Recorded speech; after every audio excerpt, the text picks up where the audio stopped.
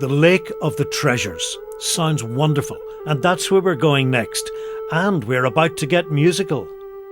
Loughnashade is on private land that belongs to a quarry, so unlike the King's Stables, it's not open to visitors. But of course, the treasure is long gone anyway. 4 horns were actually recovered in about 1798 by men who were digging a drain at the edge of the lake. The lake would have been a lot bigger at the time in the 18th century and in prehistory, but the men were digging a drain at the lake edge and they uncovered 4 massive sheet bronze horns or trumpets. They also said that they found human skulls and bones in association with those horns. The horns, unfortunately, only one survives. It's on display in the National Museum in Dublin.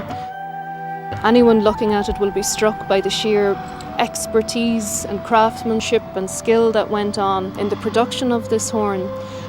So to deliberately deposit 4 horns like that without the intention of recovering them again would have been a very dramatic offering. It was one of 4 trumpets that were found on the day.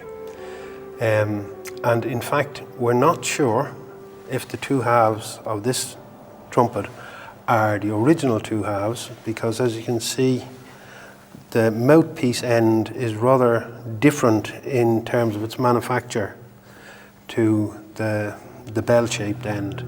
It would have been an extremely difficult object to make. It's absolutely perfect. Every rivet is just so beautifully put in position.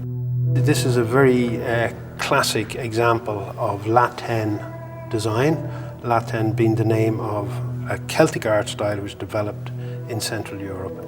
And the motif that this is based upon is the lotus flower, which is a motif which originates in Egypt. So this has been transmitted through to Central Europe and then into Ireland in the early Iron Age.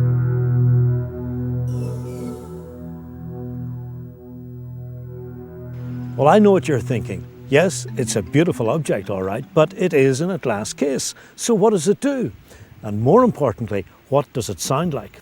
Well, there was a time that would have been a matter of educated guesswork, but not anymore. This here is the first accurate reproduction of the famous Loughnashade trumpet. Can I touch it? Yes, of course. It's a very user-friendly instrument. It was made by John Creed of Glasgow in 1998, hand-beaten bronze. It took him and his apprentice, a Japanese doctor of silversmithery, 5 months to make. And this is the connecting piece here? That's the connecting piece. The 2 fit together to make the instrument. And it's designed to play parade or ceremonial situations or leading armies into battle. The technology involved in making them was incredibly advanced. The same technology wasn't achieved again after the fall of the classical world until the 15th century AD. That's really a remarkable thing, that people were doing metalwork of this excellence before the time of Christ in Ireland.